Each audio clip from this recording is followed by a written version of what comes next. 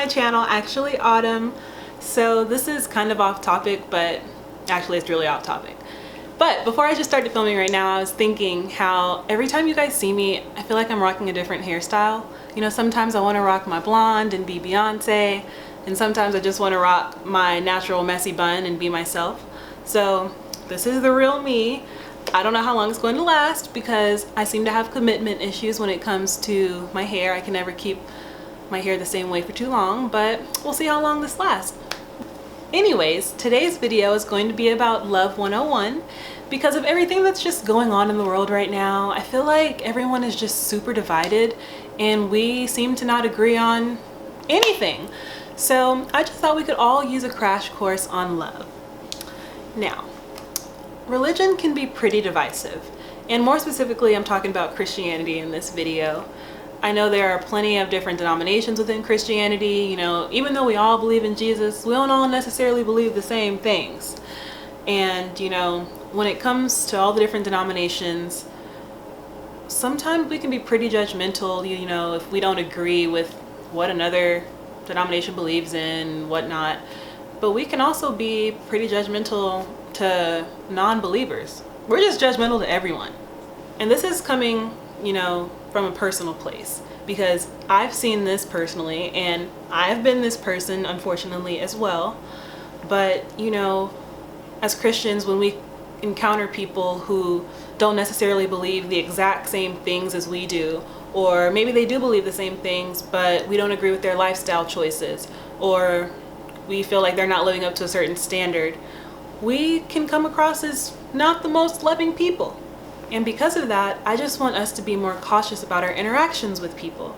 You know, there's a way to correct people in love without condemning them straight to hell. Being super judgmental can turn people off real quick. Now, don't get me wrong, I'm not sitting up here, you know, justifying sin or anything like that, because if God says it's wrong, then it's wrong.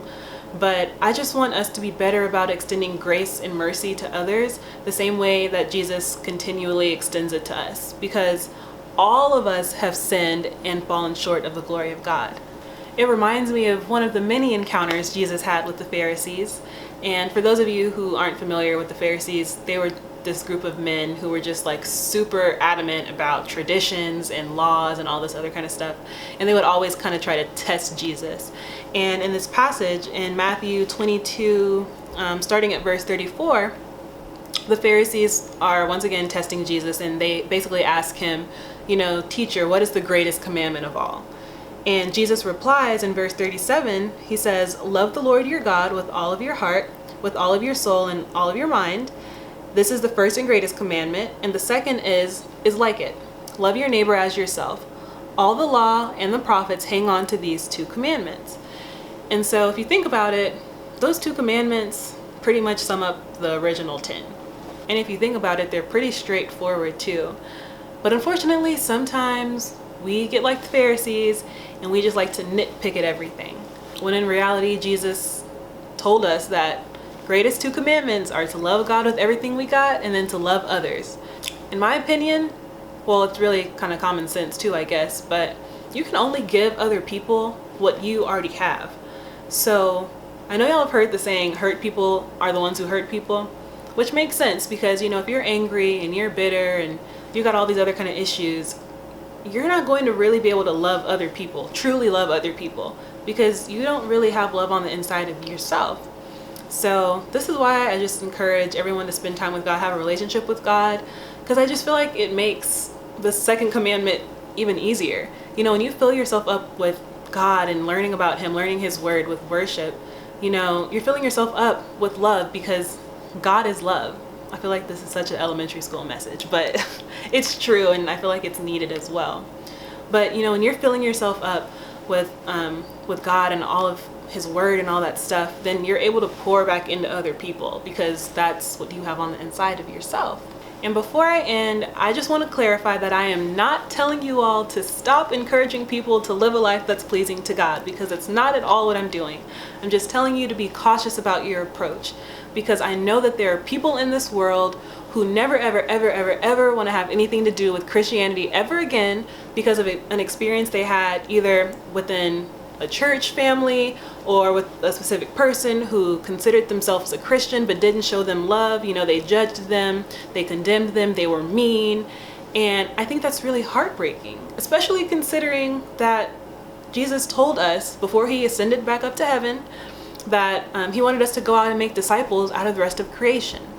And how are we going to go out and make disciples out of the rest of creation when we've been mean to them, when we've judged them, when we haven't treated them with the utmost love and respect? When you judge people and you don't treat them right, they don't want to hear anything you got to say about Jesus. They don't want to have anything to do with you. So, like I said, let's just be cautious about our approach to people. And when we're trying to correct them, make sure that we're doing it with the right motives and we're doing it with love. Last week I was hanging out with my friend and she reminded me of this verse that I used to love in 1 Corinthians. It's 1 Corinthians chapter 3 and it's verses 6 and 7. And it says, "I planted the seed, Apollos watered it, but God has been making it grow. So neither the one who plants nor the one who waters is anything, but only God who makes things grow." So in the famous words of Kendrick Lamar, be humble. Okay, no, but on a serious note, think about it this way. If you have a friend or a family member who you feel might be going down the wrong path, you can plant seeds in their life, trying to help them turn away from sin. And then someone else can come along and water that seed that you planted. But neither of you can make it grow. Only God can make it grow. And we have to get it through our heads that it's not our jobs to fix people. I know, it sucks. It took me a while to get this through my head too. But repeat after me. It's not my job to fix people. It's only God's job. We can only continue to plant the seeds. But the thing is, when we plant those seeds with people in our lives, we need to make sure that we're patient with them, that we're kind to them, and that we plant those seeds without being boastful or prideful. We just need to make sure that when we plant those seeds, we're doing it with love. And so that's all I have for this video. I hope that this helped someone out. I hope that this hit home for someone. Kind of felt like I was preaching to myself too. But yeah, that's all I have, and I will see you guys next time. Bye!